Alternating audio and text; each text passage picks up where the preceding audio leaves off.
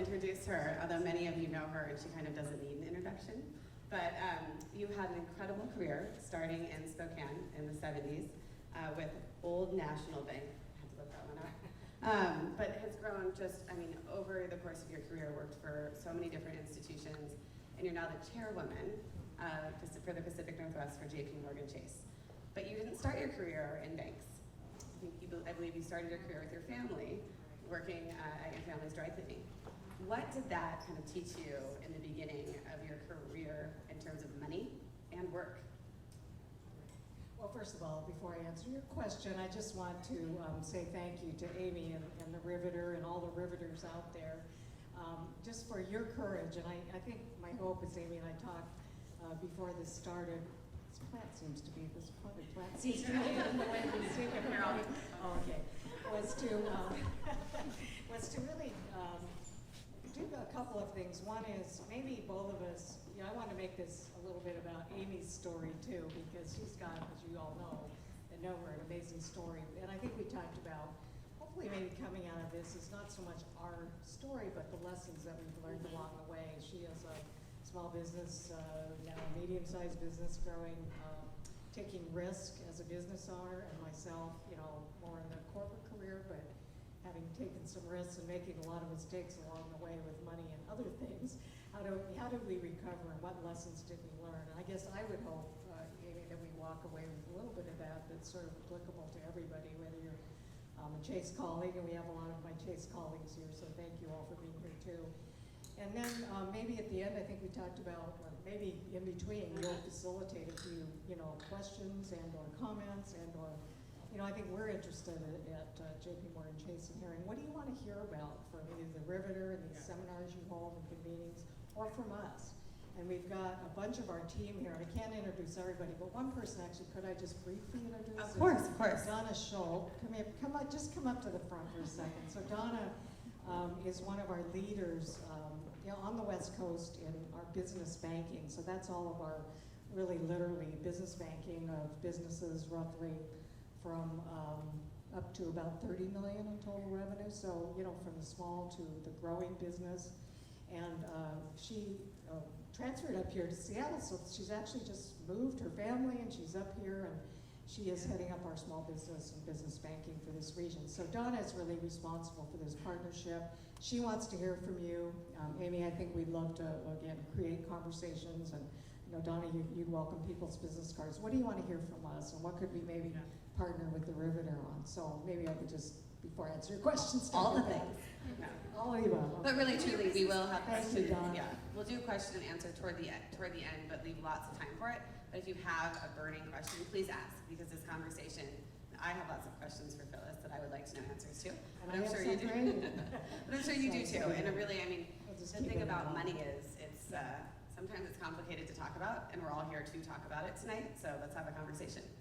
So to answer your question, so my father owned a dry cleaning business in Spokane, and I really think there were a couple things that were early lessons that I learned, Amy, when working for my father's small business is, you know, Japanese American. I mean, just the brief story was, it was really hard when we were really a minority in Spokane, and starting this business wasn't easy. And my father, a World War II veteran, came out of the military, and he really couldn't find a job. And so he finally found a man who actually taught him how to, you know, the dry cleaning business, and he ended up eventually owning the dry cleaners. But there were a couple things that I learned from growing up in the business, which was really a blessing. One is to work hard and do everything, and don't be proud to do everything and anything. Well, you know, right? You do it all. I mean, if the garbage needs taking out, right, you do it. Take it out. Take it out. And so we did a little bit of everything, and I learned from the bookkeeping to the cleaning the bathrooms to, you know, whatever it took. And the one thing that struck me though is I really got engaged in the customer service side of the business. So my father always said, you know, we don't have a customer base. So Phyllis, you're going to work the front counter. You need to remember everybody's name. You need to remember their order. They bring their shirts in, remember whether they want light or medium starch. I mean, it really got down to that. And it was a great platform to just kind of understand the customer service side of things. So I really got engaged, and I would say that kind of led me to love business. The second thing I learned, which I think I told you earlier, and I think it's something that's important for all of us to think about, and it certainly formed the early part of my life, it was more my mother who taught me that, you never make money just to make money. I mean, you want a business that serves our customers in the trade area in our community, but you also do it so you can be generous and maybe give back to somebody else who might need things more. So it was that spirit of, she was the Hawaii side of the family, you've got Hawaii connections. She always had this kind of aloha spirit, give back, and there's always somebody who needs something more than we do. So I really learned that, money wasn't an end of itself. Money was there to, yes, feed our family, because we had a large family, but money was really there then to maybe help turn around and do something else for somebody, which was a really wonderful gift. I think it's incredibly important, and when I think about it in the context of the way that we're building this business, and I'm living my life now too, is that I want to use the money that I'm making to help other women make money. And so that you can think about that in everything from the member benefits that we bring into our spaces. We try to bring in, it's not exclusive, but a lot of women-led businesses, or what I buy. Even now, like the choices I make, I tend to choose, if I look at a product and there's various makers of the product, I try to choose a woman founder so that I can line her pockets. And on the flip side of it, with the Riveter, because we've taken investment, I've thought very deeply about who we're taking money from, because I'm going to make them money, and I want to make good people and a lot of women a lot of money.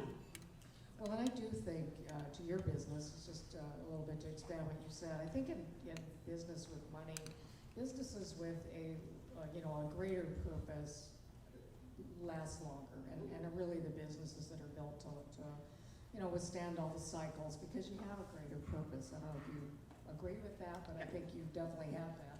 I think we do, and I think also, aside from the financial piece of it, for me on a personal level, it's easier to keep going when you have something else to it besides just a desire to make money, right? There's a mission behind it.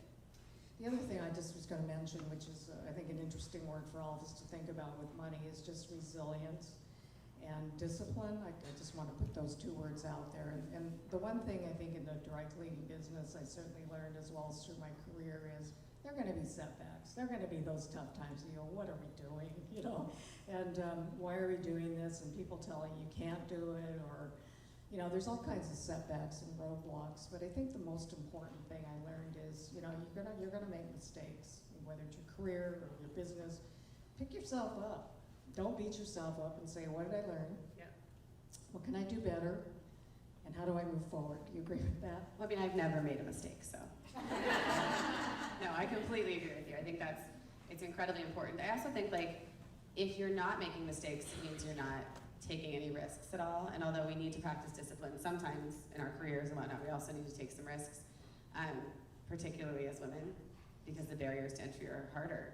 The numbers say it. And so, but I do think it's just really important to learn the lessons and not repeat the same mistakes going forward.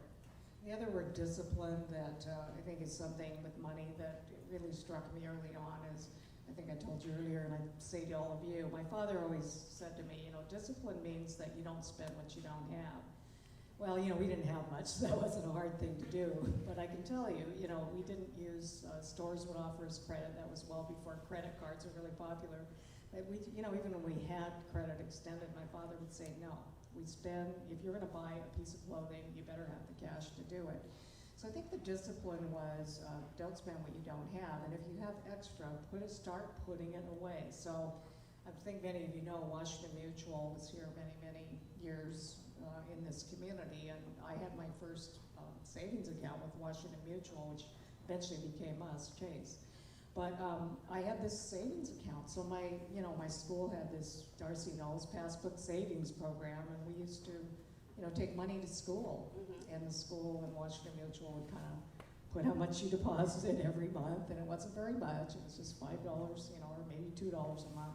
But eventually that was a habit that became real money after a while. So I think everybody knows that, but I just wanted to make the point about, some discipline of starting small, and you think, I don't have much money to start saving, but I know at Chase we talk a lot about, it doesn't take much, but think about what you want to save for, or your kids want to save for, and just start early and be disciplined.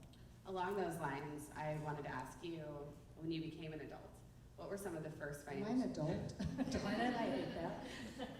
When you became a slightly older teenager, what are some of the first financial decisions that you had to make for yourself, and how did you make them, and would you make them differently now? Well, I mean, the first decision was to go to college, and we didn't have any money. We really did not have any money, in spite of owning this business, in spite of my mother, who was the medical professional in the family. I mean, we saved money. She was a medical technologist, and we actually did accumulate a little bit of savings, but there were 5 of us in the family, 5 kids. My father said, you know, my dream for you is to go to college, and I really want all of you to get a college education. But the reality hit home. We don't have enough money. So 2 quick stories I'll tell you, and one will answer your question. The first thing that really struck me, and it gets back to this generosity, is the week we decided whether we could afford to go to, in this case, public university, which was WSU. We just said we can't afford the first year's tuition. And that day, the day that we had to make the decision because of the deadline, a check dropped in the mail. And it was a check from a scholarship donor who had passed away in Spokane. Her name was Josie Comstock Shadle. I'll just never forget the name. And it was enough money to put us over the edge to send, to at least get the first year's tuition. But to answer your question, the second part is, well, the reality was we knew we'd have to borrow a lot of money. So I think that, the question became, is this the kind of investment that, we could borrow money? And so it was a little bit of a hard decision for the family to think about how much debt we'd actually have to go into to finance my college education. And then we had my brothers right behind me.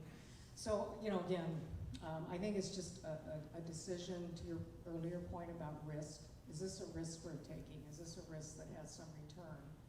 And that was a hard decision to really make. So we decided to move ahead, and with a combination of the scholarship and work study and loans, we were able to finance. But that was a critical moment, I think, in our life.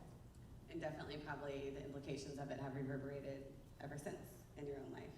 I think so. And just for the record, I did pay the loans back. So they were loans from Washington Mutual, by the way. So no, it was a turning point. But I think you go into that your whole life is thinking about different things. And those of you in the room, besides you, Amy, that are entrepreneurs, I mean, you can relate to that. You really do have to go into that decision saying, do I want to borrow to finance what may be a risk, and how am I going to pay it off? And I started off in, by the way, poli-sci, which I later, so I kind of stepped back and thought, what am I going to do? How am I going to pay my loans back with a degree in poli-sci? I majored in the same thing. You Same did? same question. Exactly. But I ended up going to business. Yeah, there you go. I think it's super interesting. I think probably for a lot of people in this room was taking out loans for college probably one of the first financial decisions you were making. It was for me. And then again for law school, I like loans. But I think it's really important to understand all of the implications of it when you take it out. And I think it's hard when you're young to really think about the weight of what that means. I went to law school and I had a scholarship and then took out loans. And when I was 21 years old, I did not understand the weight of taking out loans for hundreds of thousands of dollars, right? And so it's an interesting thing to contend with as you grow. Well, and I do worry today, I mean, that's an aside, but, there's a lot of student debt today. And, I was on the board of Seattle U for quite a while. This is kind of a detour, but, we as trustees would think about law students who are fantastic law students, but they go to Seattle U in this neighborhood because they want to give back and they want to do pro bono work or become defendants, right? And you think about coming out of college with now, $200,000, $300,000, $400,000 in debt from law school today, making X amount per year that they're never going to be able to pay back. So it's really a tug, thinking about social purpose and thinking about what do you do with your law degree. Right. But oh, by the way, I have to pay back these loans. That's a tough one. Yeah, you end up making career decisions around it, which is complicated. But as your career progressed in banking, what were some of kind of like the key learnings you had along the way? Well, so first of all, why did I go into banking is probably the first question, and then maybe to get to your real question.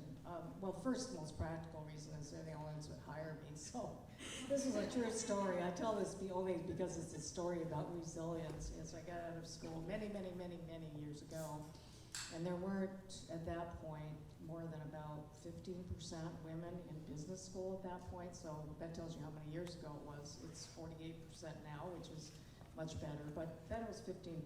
And so I literally knocked on almost everyone's door. I was getting married that summer. My husband was in Spokane, so I wanted to work in Spokane, and I interviewed with banks in Spokane, Seattle, retailers, whatnot. And the bank that I finally got hired by told me that they weren't hiring women. I said, "What do you mean you're not hiring women?" So, Just not today, not or today, ever. yes, because the last woman we hired got pregnant and quit. So I said, "Okay, so you just said it." But I decided I wasn't going to take that for an answer. I think everybody's got this story somewhere. So I just called them literally every day for 2.5 months. And the guy would answer the phone and go, "Oh, it's you again." Okay. I really did become annoying, and I knew it. It was purposely annoying. And he finally actually told me, "I'm going to hire you because I'm so sick of you calling me. I just want to get you off my back." So that was probably the reason I got into banking, which isn't a really expansive, altruistic reason. But I think but as I got into it, I think to answer your question, Amy, I really felt like this is a profession where, back to my days of my father's tribe leading business, it's a business where you help people, where you can help individuals think about their family situations, think about savings, think about growth for your family, and think about future needs, and small businesses that you could actually help. And if I could be a source of advice and help, what an amazing place to be. So I think what I learned more than anything, and this is more on the positive side, there were a lot of things that I didn't do well, but I think on the positive side, what I learned is if you go into it with, which I think we all are there because of that, if you go into that with the right ethos, I guess I would use that word, then it's, you have a purpose for showing up every day. And I really love that. And then later, when you asked me what were some of the lessons I learned, I think what I learned early on in my career was quickly I became a manager, which was great. I was in the management training program initially with the bank in Spokane, the old national bank you mentioned. I got into management at a pretty early age. But what I learned was that really it's also about engaging people and coaching and giving back to colleagues to try to lead people. And I made a lot of mistakes when I was young, and I would just say to everyone here, when I was young, a young manager, I was somewhat intimidated. Everybody that was reporting to me was older, had been there a long time. It was hard, and I had to learn a lot of lessons about not being directive and not being so, let's get this done, and you should do this. It's more about collegiality and about bringing people along, and it wasn't about me, it was about what we're trying to do together. So building teams, I had to learn a lot. I didn't know that intuitively, and I guess I should have, but I made some mistakes, and I had some people tell me, "Look, you're not the best leader we've ever had. You've got to listen more, you've got to ask us more what we want, ask us how we should get from here to there instead of just telling." So made mistakes, but live to see another day. Again, I've never made a mistake, but I think it is like that. Those things are really hard in your career. Related to that, but a different tangent, we talk a lot about pay equity, and we know that in the United States, women still earn less than men. We know that there's, I think white women earn 78 cents to a man's dollar. The number is terribly worse for women of color. I don't think we celebrate Latino Women's Equal Pay Day until November every year. So that's in November, Latino women make what white men made the year before on December 31st. So, in talking about your own career, how did you learn to negotiate your worth, negotiate salaries? I think that can be hard and complicated. I know a lot of people who don't love to do that. Well, I think that's a little bit of the demystifying money conversation. And first of all, money in our society is a benchmark of worth, but it's only a benchmark. So I think first of all, I had to convince myself that I was worth it. That sounds really silly, but we all go through times in my young career, again going back a number of years, I would say, I was told a lot, hey, you can't be in this commercial loan position because, why? Because male CFOs won't deal with you. And I thought to myself, you know what? It could have affected my self-esteem. It probably did a little bit. But then I would regroup and say, you know what? I know what I'm doing. So I would go back to the boss who said that, and I would say, you got to give me a chance. I was nervous about it. I thought, oh God, what if I fail? But you know what? I had to convince myself, first of all, I'm worth it. I can do this. I can do this just as much as any of the men he was considering for that job. So I said, give me a chance. I will show you that I can produce and do it. And by the way, you're going to pay me what the job is worth. He didn't hire me, so it sounds good to all of you, right? It sounds like a great sales pitch. He didn't hire me. But that's where the resilience came in. I thought, okay, well, that was his choice. But I decided then to go another route, and I got a job in the same bank as a region manager at that point, which was actually a much bigger job because I had a great mentor and sponsor who saw that, I was getting rejected for these other positions just because. Mm-hmm. So that, I think you've had situations like that. I was curious to turn it back to you and say, as you've been out there growing this business, raising money, Yeah. that probably has come back several times. How do you overcome that? Yeah, I think, so when I started raising money and we raised venture capital money, I really knew at that point, okay, I knew what the playing field looked like, because every third article about women in entrepreneurship is like, women get 2% of VC funding. And again, I would be remiss if I didn't point it out that that is a white woman's number. Last year, African-American women founders received 0.0001% of VC funds, which is statistically nothing, and that number should shock everyone. And so I knew what the playing field was when I was going out, and I was like, all right, if these are the numbers, there's going to be a lot of bias. So how can I overcome it before I walk into the room? And I really approached it this way of looking at who my audience was and who they would want to hear. And I think, and there's science around it, that there's more bias against women when it does come to numbers and math, right, and this. And so I said, I'm going to learn the numbers for my business inside and out. So it's unassailable, answer any question they ask, and prove to them that I know this and I can be deft with the numbers to grow this business. So I studied the numbers for a long time because my background as a lawyer, I didn't have a finance background, so I had to get really comfortable looking at P&Ls and thinking about my financial projections and what that meant and all the variables. So I literally would sit at night and study these spreadsheets and take notes and figure it out and ask myself the hard questions and see what I would answer. I like to talk to myself. But so I think that was a big part of it. But then truly everything from, I said I'm going in and I'm talking to an audience of 95% male audience members again and again, and I wanted to take other things out of the equation, and so I dressed in all black suits and wore pearls, which is what I did as a lawyer. Because it conformed to the way the room would look. But I also did research on the valuation of like companies at like stages in our region, because I didn't want to be undersold with the valuation of my company. So I went out and I talked to, I pulled data on what were comparative companies and what had they been valued at when they raised money this year and the year before. And so I really held to that when I got a term sheet, which is a term sheet is what you get from a proposal for a venture capitalist to fund you. So when I look at the term sheets I got, I made sure that I was getting a fair deal for my company, because everyone who is a full-time employee of the Riveter is an owner of the Riveter. Everyone has equity, and so I wanted everybody to share in that as well. So I think it's really important to just always be mindful of that value and try to make sure that you're getting a fair shake, a fair deal. Well, you have an important point about make sure you have the facts.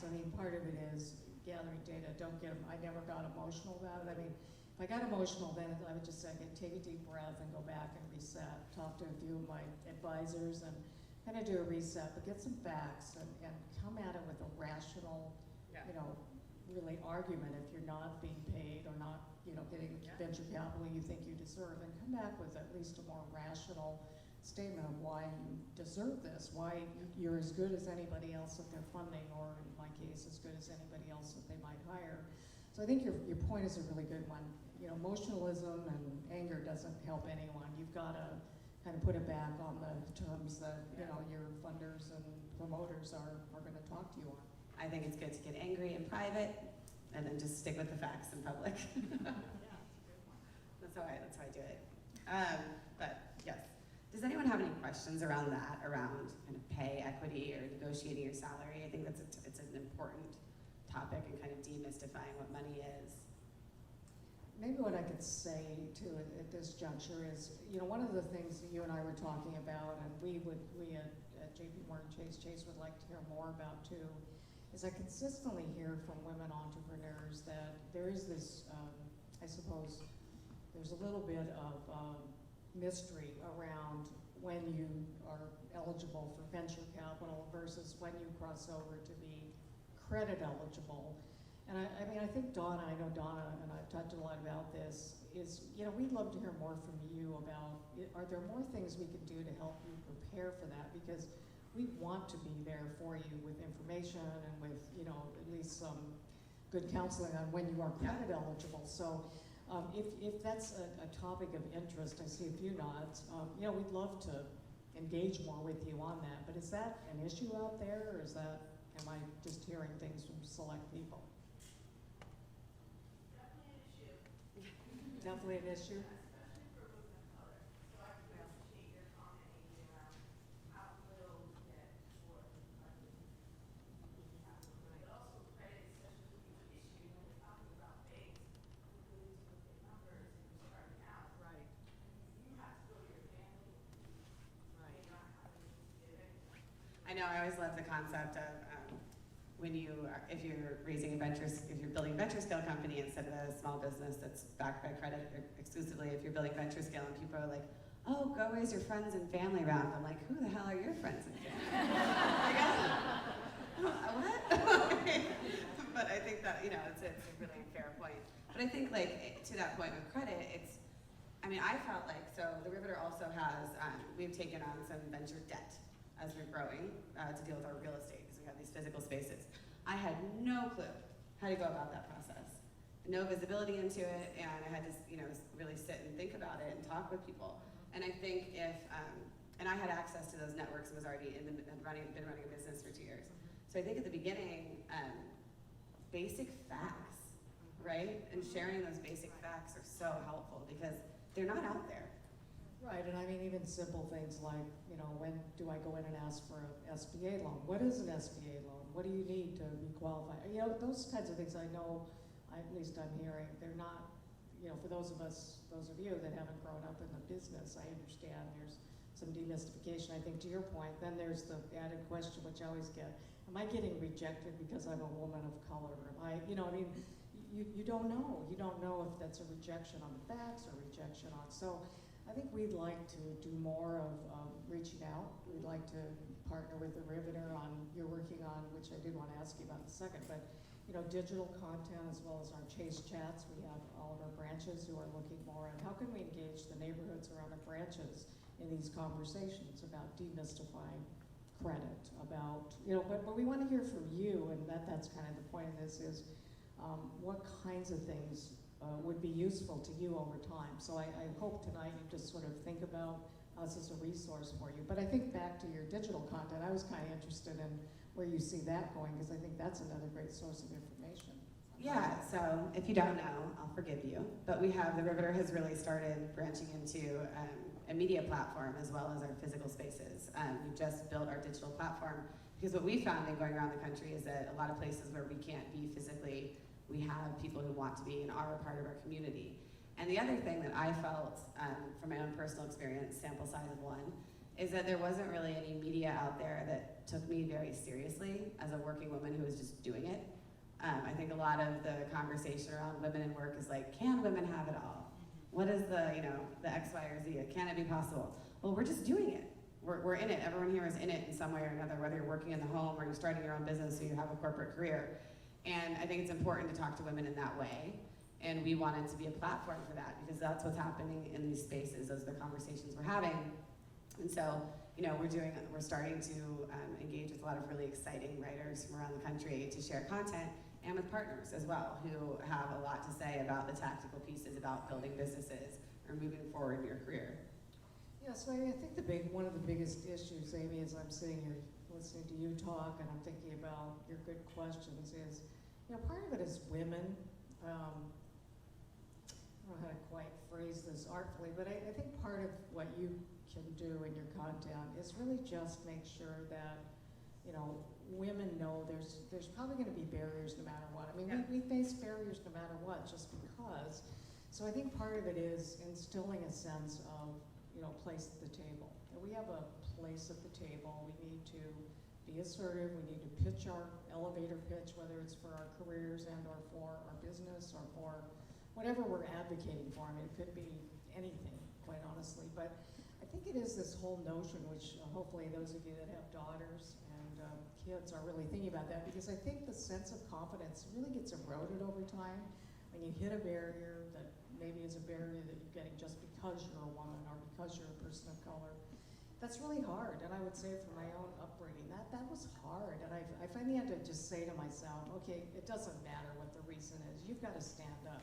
Not just stand up for yourself, but stand up for others too, who you see things happening to. So, I mean, my plea to all of you is born out of personal experience, but to really say too that, you know, we at Chase, I mean, we're all driven by a sense that we want to do the right thing, but we have to hear from people, and we have to hear from you, and I think it's important to feel confident that you've got something to you know, an important service or an important business here to really feel confident and pitch just like it was, you have a place at the table. But we were talking about and taking a place at the table. I have 4 daughters, so I think about this a lot. I'm not having any more daughters. I think that's enough for everybody. But I think about it a lot, and I think about taking my seat at the table all the time, because it's hard, because we're the ones who are facing these barriers, and so it's like, yes, you're facing the barriers and you have to fight the fight. But if we take our seat at the table now, that means our daughters can take the room. And that's what we should have, right? When I think some people quote this all the time, but someone once asked Ruth Bader Ginsburg, how many women would be enough on the Supreme Court? And she said, 9. And I think the reporter was aghast, and she said, why? There have been 9 men. There were 9 men on the Supreme Court for hundreds of years. So there's nothing unusual about saying there should be 9 women, but I think it's really important for us to take a seat at the table, and it is hard, and you do face rejection a lot. I mean, when I went out to raise venture capital, I cannot even tell you how many times I said no, or I got told no, and it's just like exhausting. And some days I would say, do I have a terrible idea? Is this worth it? But then I figured, not everyone in the world can say no to you. Someone will say yes, and I think that's kind of the mentality that is demanded of us all. Well, I think, you know, and I just wanted to point out, I showed Amy, and if you haven't seen the Wall Street Journal today, there's a great article with a big headline on the back of the business section today that says, critical mass is key for women in business. And the point is, you know, they basically say there's a correlation with more women who have seats at the table. That's your point. And whether it's venture capital, whether it's in companies, whether it's you know, more women business owners, and especially in my world too, more women who have board seats in corporations. Because what this article points out is, look, there's really today, which is disappointing to me, only 5% of women who are CEOs of S&P 500 companies. Still today in 2019. There are more CEOs of Fortune 500 companies named John than there are women. Yeah, so I mean, I think what this article points out though, and maybe I think you're reflecting the same experience, which is mine, is, you know, one woman on a board, for example, I mean, really, your voice gets drowned out consistently. If you have 2, you know, it's still women tend to get over, especially if you talk about a 10 to 2 ratio on corporate boards. My experience has not been a very good one. If you get 3 or more, there is a real correlation between diversity of thought and therefore success. And so the subtext of this article is companies and boards with many women, not just token females, outperform peers. And so there's a lot of research that actually, empirical research, that shows that. And I know that's why you founded this. Yeah. So it's really terrific. But and one of my side missions is just make sure that we get more women on corporate boards. And it's a world I live in, it's a world I can influence. And I do see definitely that diversity of thought leading to innovation, leading to more just, you know, thoughtful, balanced things. Yeah, and I'll share this. You know, Phyllis is also a board member of Alaska Airlines, which is an incredible board to be on. And Alaska is one of the most progressive boards in the country. It is now 60%? 60% female, which is, I mean, given the statistics we just told you, that is amazing. and it's great that it's here in our Pacific Northwest home as well. Well, thank you, and I told Amy, I'm not beating my own drum here, but I am chair of the governance nominating committee. Yeah. So there's a correlation. She might have had something to do with it. But we also are 40% ethnically diverse. So, I mean, I think part of it is, though, it's not just a charitable thing, right? I think you'd all agree, hopefully, that our customers of Alaska, there is a real spirit there that looks at employee empowerment, that looks at customer service. And really, I think the women on the board drive those conversations. I think if Brad Tilden were here, he'd probably say the same thing. So it's a business imperative. I think we all know that. I'm preaching to the choir here. Yep. But I will say at JPMorgan Chase, I'm very proud of the fact that at the top of the organization, we're 30% gender diverse, at the very, very top, which is higher than almost any bank in the than any bank in the country. So, I really do feel like that has helped us be a better organization, to be more responsive, to listen more, and all the traits that I think we know that women bring to the table. So the seat at the table thing is really important, and I appreciate what you're doing in your business to empower them. Well, we're excited to work with you.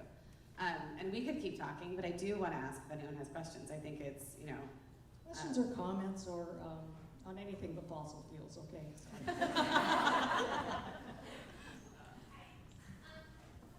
Thanks. So I had a question. You both talked about like things that you maybe learned from or adjusted or kept in your practice. We're talking about like having a seat at the table. I know maybe you mentioned like wearing all black suits and pearls, so that you can reflect the room. Though obviously probably less people were wearing pearls. But like I get where you're going to with that. And Phyllis, you'd mentioned like adjusting some of your methods to like maybe being less direct, which I don't know if like male counterparts really had to make those some kind of adjustments. So I'd like to hear from the two of you, like what kind of things did you really like keep, like that they're just core and you think that it's valuable and you really want to have that representation? And then what things, did you let go or adjust that you thought were really beneficial or that you were able to bring back into play when you were in a different position of power, maybe? It's kind of a complex. Yeah, I mean, I have a specific experience that I can talk about that's really relevant to the period of life that I'm in right now. Like I mentioned, I have 4 daughters. My daughters are between the ages of 2 months and 4. Yes, I'm crazy. But to the point, so I'm a mother.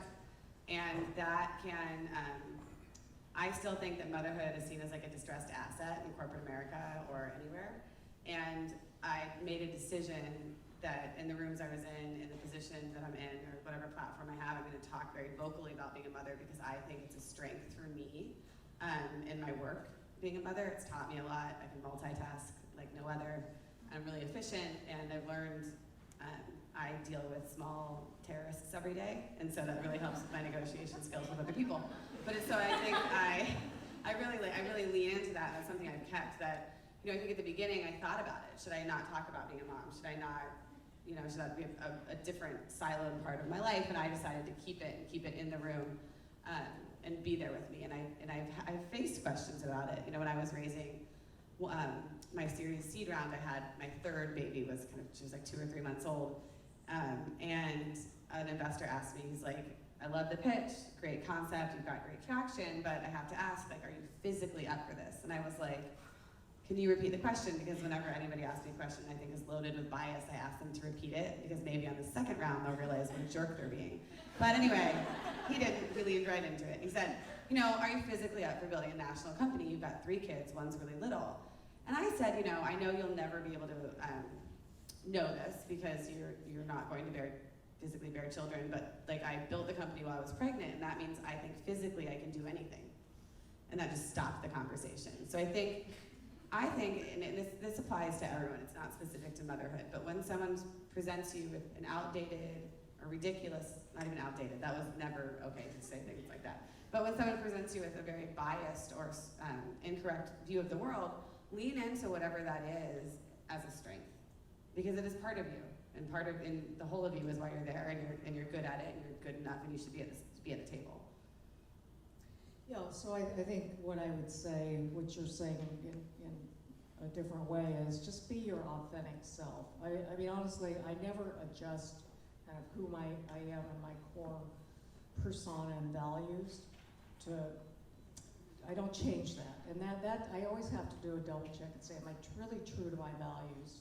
And am I presenting what I believe, which, you know, if it's that you're a mom and you bring that to your authentic self, then that's who you are. And I think part of the trick, I suppose, of that is, you know, most of the time I find myself in situations where it's, you know, over boardrooms and other places where it's majority male, and I did, especially in my early career.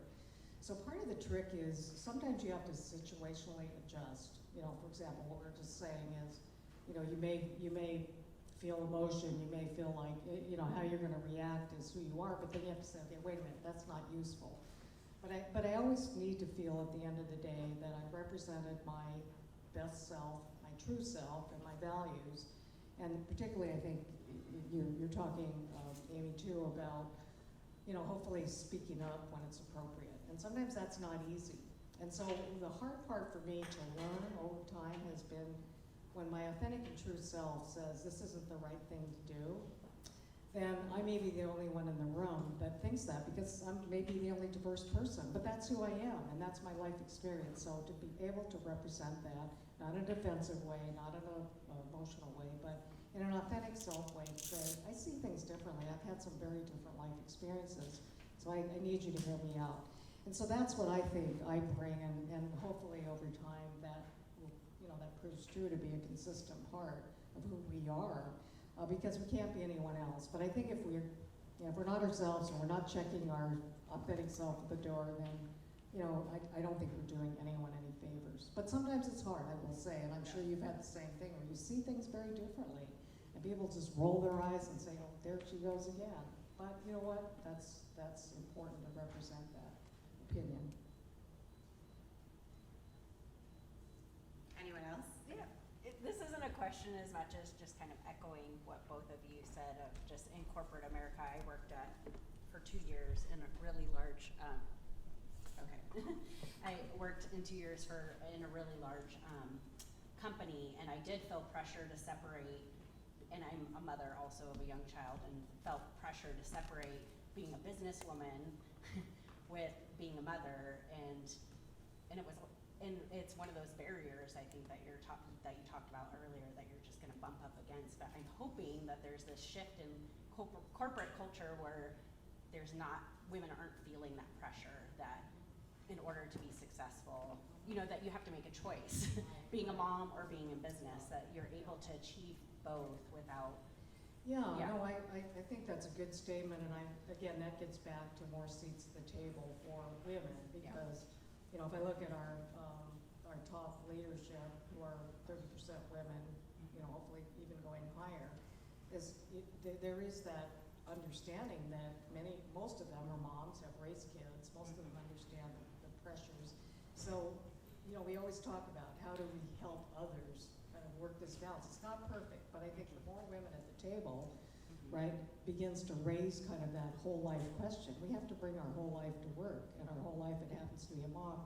Then let's be a little more sensitive. Let's really understand how we need to figure this out. So the voices at the table matter, and even in a boardroom, the voices at the table matter. That's why I'm so much on this theme, and I was so glad to see this article today, because it does make a difference. So I think if there's a call to action here, it's that we all have a role to play in, you know, in our whatever order we're in, to ask the question: do we have a diverse pool of candidates? How are we doing, and particularly gender, but also all types of diversity? How are we doing? Because the more voices, I think the more diversity of thought and the more sensitivity, I think, we'll get.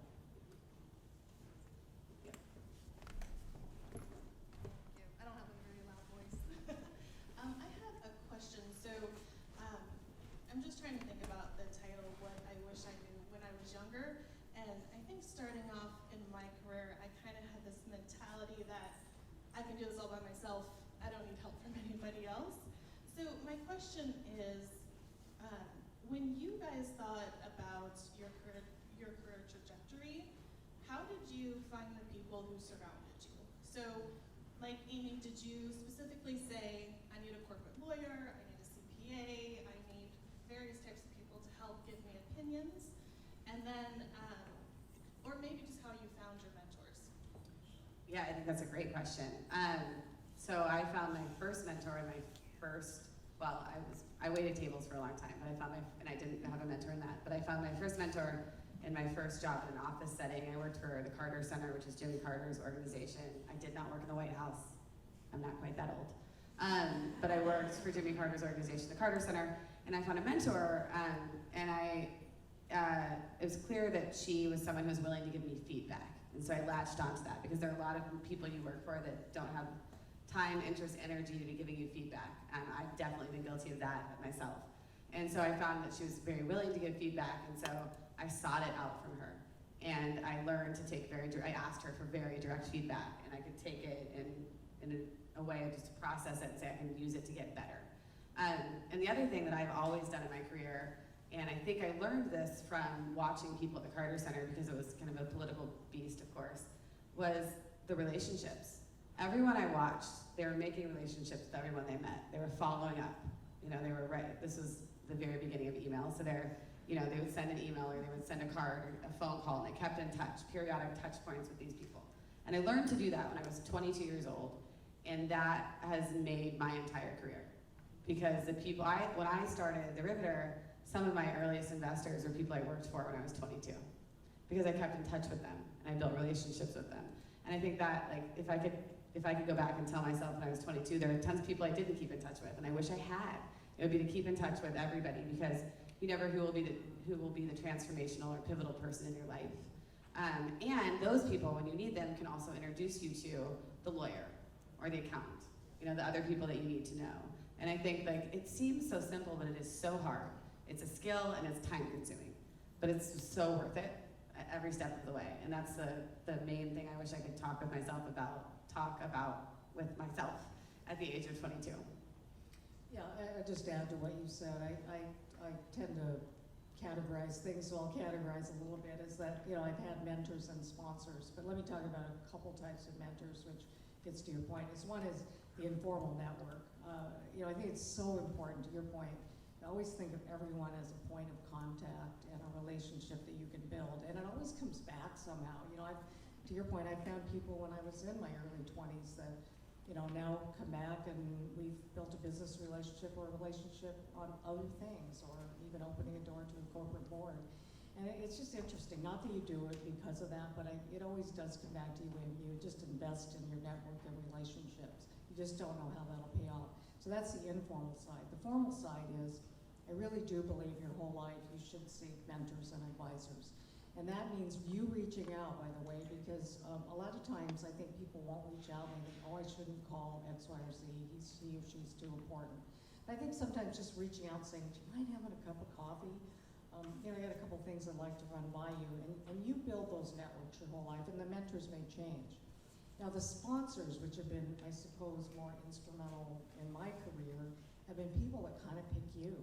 And I don't know how that happens. It's a chemistry thing, but I would say that almost all of my promotions, my jobs have come from people that have kind of watched me or picked me, or they saw me on a nonprofit board and said, I'd like to talk to you a little bit more about this opportunity. And I didn't even know they were observing or watching, but they somehow opened a door that wouldn't have been open to me otherwise. So I think just think of your whole network, your whole life as, informal mentors, formal mentors that you ask, and or sponsors that may be investing in you and you don't know, but sponsors are really gold. And sometimes people ask me, how do you find a sponsor? And that's a tough one, because, you don't know always that they're usually picking you, and they're usually in a place where they can open a door, but they will find you. I think we have time for a couple more. Definitely like what you had to say about getting into a business where you can, your heart's really into it. It's for like a cause that you're really behind. How do you? And I feel like I've had a little experience of this just in corporate work. But when when you feel like you're in a situation where maybe the corporation is doing things that you don't feel is right, and I mean not to harp on it, but like them mentioning the fossil fuels, for instance, and how do you navigate that sort of thing, or how does that go down in the boardroom, or how do you deal with that? Yeah. It seems like a lot of pressure. I would Sure. Well, I think it's a really good question about, the question is when you find things that that are the things you disagree with, I guess. I think it is important to use your voice, but it's also important to get all the facts. I mean, in this situation, there's a lot of facts that we don't have time and we don't want to debate tonight. But I think the important point is if there is something that's not right, and we do have a culture, for example, and so part of my whole career has been to work for places that I feel represent and are in harmony with my values. Because if you go to a place or you have, you know, you find yourself in a place even on a nonprofit board where you're out of alignment with the values of the company or the nonprofit organization, it's not going to work. So I think first and foremost, I always say to people, whether you found your own business as you've done, or you go to work for somebody, you know, first of all, make sure that you know the corporate culture, that you're comfortable with it, and that your voice will be heard. And sometimes you may agree to disagree, and sometimes you don't win some things, and that's sometimes the way it is. But to me, it's always important to make sure that your voice is heard. So, I mean, I don't have a perfect answer for you, but I think that's back to bringing your authentic self. You know, make sure that you represent yourself, your values always. If you feel strongly, speak up. You may not, in a corporate boardroom, you may not win and you may not prevail, but at least you've had the opportunity to have your voice heard. I think to add to that point, like, I think a lot about perfect being the enemy of good. And it's like, so I write for Inc., and I wrote a column last week about Stephen Ross, who is he owns a company called Related Properties, big real estate developer, also acquires other companies, and he acquired SoulCycle and Equinox and other companies. SoulCycle, which is a company culture that prides itself on being devoutly inclusive of all. And Stephen Ross, was reported widely in the press last week, was holding a fundraiser for a politician that a lot of people think is on the far right and engages in hate speech. I won't say his name. Anyway, so a lot of people, you know, were going to SoulCycle and Equinox and protesting and quitting, and I understand that. And as a female founder, I think a lot about how I have very little access to funds, and I want to build something that will help women. So would I not build it if I couldn't get it funded, if someday somebody 3 layers up might have a different viewpoint? Like, should I then shut the company down? Or are the services I'm providing to people worthy? I mean, it's incredibly complicated. And that's what I wrote about for Inc. is like, SoulCycle's got to think about this, and that's really complicated. And you know, you're constantly having to engage in that battle. And I think it's really hard. And I think being present and having a voice, even if you're not winning, and being in the room and speaking up is really important, because if you continue the conversation, if no one's in the room that has a voice, it'll never be spoken about, right? So if you get more people in the room who have a voice and are trying to make change, I think it's really important to just keep doing that and keep agitating for that. It's not perfect, it's super messy. Yeah, I mean, I guess I see how you can be your authentic self definitely with the Riveter. With Chase being the biggest funder of fossil fuels in the world, I mean, you seem like a very nice, moral person. It's been really nice to actually hear you talk and everything you've said. But I just can't, it just seems like that's irreconcilable. You know, biggest funder in the entire world. Any bank in the entire world. I'm just gonna pause for a minute because I super appreciate the question, and I'm gonna say, I think what I was trying to get at in that is that we don't know what's going on in our boardrooms, and we don't know who's speaking up, right? And so I think it's a much broader conversation, it's a bigger conversation, and it's not one person who's responsible, and I'd rather have voices in the room and a broader conversation about it. And it's a complex issue, and again, if we had an hour on this tonight, we could talk about it, debate about it, and I just think that's not the purpose of this evening, so. Don't want to see their kids destroyed. I understand. Hi, I had a question, and more advice. So I've been a single mom for almost 17 years, and during the course of that time, I went through a 3-year divorce, domestic violence and everything, and it took a toll on my career, as you can imagine. But I was able to bounce back and rebuild my life. But what happened in the process, people like coworkers, bosses, neighbors, friends, sort of labeled me as somebody who couldn't have a steady job without taking into consideration, what I had to endure for 17 years. And so I was just wanting to find out what would be your advice when, people want to take a swipe at your personal life, when you're trying to be a successful businesswoman, and you have so much more to offer than a broken marriage that they're trying to identify you with. Well, maybe I could just start and just say, you know, people will write whatever they want to write about your narrative, and maybe there's a few facts there. I mean, people write narratives about me all the time and have for my whole life. I think that's a little bit of standing up and having the personal courage to tell your story and to talk about who you are as an authentic person and bring that authentic self to whatever situation. Because again, I think as women especially, we do tend to get, the narratives rewritten for us in a way that is not necessarily the truth sometimes. So I would just say that's where, you telling your story, you getting some advisors out there who can help you, shore you up, check kind of your sense of confidence, and really just get back out there with confidence. Because that to me is the main thing, is we have the right to have this, again, place at the table, to really just recast your story in the way that it needs to be told, and not the old story or the story that people are telling that probably isn't, as I say, part of the truth. Yeah, I mean, I would say the same thing, and I'm sorry that happened to you. That's terrible. I know. And I think, I would, from a very tactical standpoint, I would try to expand my network, right? Because I think, there are people who will always rewrite the story or tell themselves the story that they want to hear.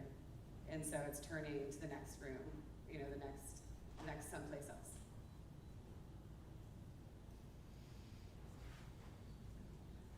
I appreciate the chance to be here. My colleague and I were from Forterra, which is a nonprofit committed to making sure we have something to say from climate change. And it's actually Chase that has donated $300,000 to Wadajir, a community project in Tukwila, led by a community of color, Somali, represented by my colleague here. So it is extremely complex. Yeah. Maybe the conversations about climate change are a struggle for the entire nation, but locally here, Chase is making a fucking difference. Thank you, I appreciate that. Thank you. We have a board member, and I ran the Seattle Foundation, as some of you know, for 6 years, and Forterra has just been an absolute change maker in this community. And so, trust me, it's an organization that's close to my heart, and you're doing the right thing and taking charge. So, thank you for the acknowledgement. Thank you. I think we have time for one more before we wrap it up. Yeah. I'm Jen. I'm from the financial gym. We do one-on-one financial education and coaching. And I love this topic. This is super important. I mean, I hear you on thanks. It's like, Joyce, did I know what I do? So I hear you on, the series fundraising. We actually just closed our Series A a couple weeks ago, and as a female-founded, thank you. As a female-founded business, huge obstacles in having those conversations on, asking for your worth and then some, of course. So from both of your perspectives, we see a lot of financial anxiety and guilt and shame, and just really a sense of overwhelmingness from, yes, women, but from really everyone. PwC came out with this survey earlier this year on financial wellness. 59% of people who they surveyed said finance was the #1 stressor in their lives. So from both of your angles, either personally, professionally, how can you advocate for, pushing yourself, but also getting your value, but not having it weigh you down and pull you back when it comes to making money decisions? Probably good wrap up way. You're giving us the perfect chance. No to climate kind of, change on my end. Yeah, wrap up and maybe give some takeaways. I think that, back to the money topic, because I think that was where we started this evening, is I think it's super important to have back to the first word that I think I used with you, Amy, is that resilience.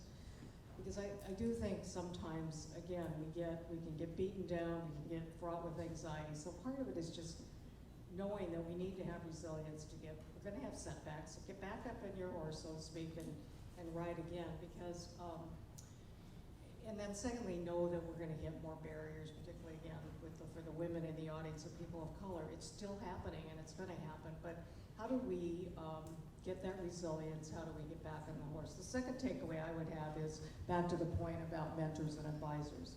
I mean, to me, it's always been really important to have a couple people that are your sounding board and people that you could that will give you an honest opinion, and just say, here's what I experienced, can you help me? So it could be formal advisors, whether it's your bankers, your lawyers, your business, you know, I mean, anybody. But I have a couple of just really good, what I call them friends, critical friends, and they're going to tell me the truth. Accountability buddies. What's that? Accountability buddies. Yeah, there you go. I like that. Accountability buddies. So, yeah, so I would just encourage everyone to, if you don't have that, you don't have to call them a mentor, but just get a couple of folks that you can bounce things off of and say, you know, am I thinking right about this, or can you give me a different perspective? Can you help me kind of get back? And yeah, if you're doing something wrong, or if I'm doing something wrong, I want to know if I said something wrong or I didn't, you know. But I think the important thing is, over my life, I found that these critical friends, or accountability buddies, as you call them, have really helped me get back on my horse and ride again. I think from my perspective, there are definitely times in my life when I have wanted to like stick my head in the sand about money. But what I have figured out is like, you can avoid Italian food, you can avoid going to Florida for vacation, but you can't avoid money. And so you're gonna have to deal with it one way or the other. So I've tried to just know where I am and know where I wanna be, and then I've tried to get paid. I've tried to get paid a lot of money. And I think that's, you know, that's where I can leave it. Well, are we ready to close? I just want to just pause and say thank you to all of you, especially those of you in the audience who are the risk takers. And you know, the subject was money, and many of you have had to take a lot of scary risks. But I just want to say thank you for that, because I said to Amy, I'm so proud that the Riveter was founded here in Seattle, and we've got so many great, amazing success stories here. So I just want to say it's been a pleasure to be a partner of yours. We look forward to continued conversations and partnerships with the Riveter. But overall, I just want to say thank you to you, Amy, for doing what you're doing. So if we could have a round of applause for Amy and the Riveter.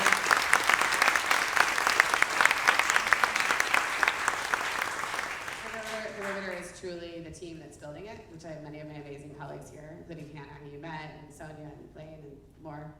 But thank you.